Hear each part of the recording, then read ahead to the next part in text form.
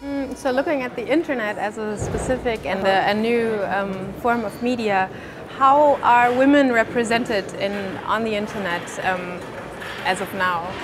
Well, I mean, the internet is a big place, right? So there's no one answer to that. We do know that a huge portion of the internet is dedicated to pornography, right? And a lot of that pornography is certainly not kind to representations of women. We also know that even in realms that are more democratic, so we know that, for example, Wikipedia, there was a study that came out recently that showed that only 13% of authors on Wikipedia are women. And there's no structural reason for that. If you look at Wikipedia, Wikipedia says anybody can come in, right? So we have to ask, why is that happening? When there are a few reasons. One is that because historically women don't get portrayed as experts in the media, so when the news media looks for someone who has expertise in an area, most of the time it's a man. So we learn growing up that we are not experts, right? That our opinions don't matter as much, and we don't think of ourselves as experts to put forward our opinions in Wikipedia. So that's a deep social dynamic that has to shift. But there's also a cultural issue on Wikipedia. There are a lot of sort of, the techie, geeky boys who run the show over there. That's just how it's evolved, right? And so a lot of women feel unfamiliar or uncomfortable or feel like they don't speak the language. So we have to overcome those barriers actively. It's not enough to create an open platform. There's still going to be social forces having to do with sexism that are going to play out on those open platforms. And unless we're deliberate about overcoming them, we're still going to see women underrepresented and poorly represented on the internet, just like everywhere else. Do you think that the internet can help you in your campaigning? Is there something that only the internet can do? Well, the internet can do amazing things because when we're talking about the ownership issue, there are so many ways that people can get their stories out that don't require the corporate media anymore. I talked yesterday in my talk about a campaign that I participated in to get the filmmaker Michael Moore to talk differently about the rape allegations against Julian Assange, the head of WikiLeaks. And it was all done via Twitter, right? And Twitter is something that everyone can participate in. You don't have to feel like an expert. It's a social medium, and you can aggregate people's stories using a hashtag. There's no access to entry except access to the internet.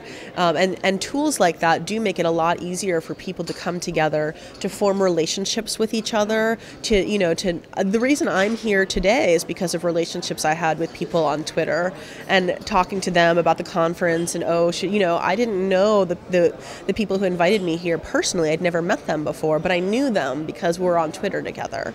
And those relationships are real. There are social studies that show that those relationships produce in us the chemical oxytocin, which is the brain chemical responsible for bonding between people. And you don't need to be in person with someone to create those relationships. So creating those communities online, those are, a lot of times they get written off as fake communities, right, if you only know somebody on the internet. But what we're learning is that they're real communities and that we can take real actions that have real world implications together just using internet tools that are very easy to access by everyone.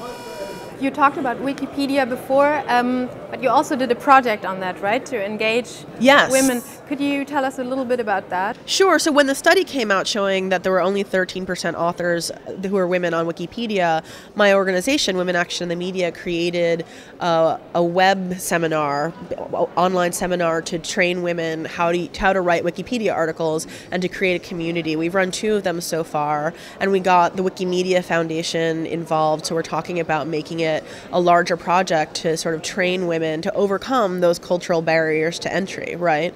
And I think that is something that we need to think about also when we think about Twitter and Facebook and online activism. A lot of time it's reactive, right? Like something bad is happening and we're going to protest it. And those are very important actions to take, but we can also use the web tools to take really proactive actions and do education. And that's what this approach is, right? That there are a lot of women who just have never thought of themselves as someone who should be writing on Wikipedia, when of course they are. And we're doing outreach to them and giving them the very basic tools they need to feel comfortable going ahead and contributing. And if we do enough of them, I really do think we can turn the tide. What are the most important points when you run a feminist campaign? Okay. Number 1, know what you want to accomplish, right? Define what success would look like and be as specific as possible. Don't just say, raise awareness about breast cancer. I hate awareness campaigns. They're so vague. Like, with the status on Facebook? Right, exactly. Color? Right. What does that mean? Like, be aware that breast cancer exists. Like, what do you want? Do you want people to get mammograms, right? Do you want people to talk to their female friends about breast cancer? Like, be specific about how you will measure your result. And it can be anything, right? It doesn't have to be about numbers. I gave the example yesterday of the 16 and Loved campaign, where it was a campaign to show support for the young women who are speaking out about their experiences having had abortions. And they define success as, that one young woman who now had less shame because she understood that it was okay to talk about it and she wasn't alone. And that can be success too. It doesn't have to be about huge numbers, but you have to know what success is, right? So that's number one. What are you trying to accomplish? 2, who does it most impact? Right? You have to define who is most impacted by the issue you're addressing and make sure that they are in control of the campaign, right? So I talked yesterday about the campaign to shame African-American women who are having abortions by telling them that they're killing the next black generation. And if I'm a white woman, right, and if I run a campaign on that and I don't put black women in the lead on that, then I'm not running a very good feminist campaign. The women who are most impacted by the issue should be in the driver's seat of the campaign at all times. Okay, once you've got those 2 things set, you have to figure out what are your tactics, right? So what tools do you want to use to achieve that? If you think about who your audience is, who's most impacted, and those aren't, actually, 3 is define your audience, right? So it may be that the people who are most impacted aren't your audience. It may be that your audience is the legislature you're trying to impact, right? It could be the people who run the media outlet that you're really pissed off at, right? So you want to define whose opinions you need to change. Who do you need to convince in order to create a result? Once you put those 3 things together, you need to define your tactics. That's number 4. What are going to be the tactics given those 3 things that are going to be most likely to create that change? And once you have your tactics in place, communication and hard work. That's all there is to it.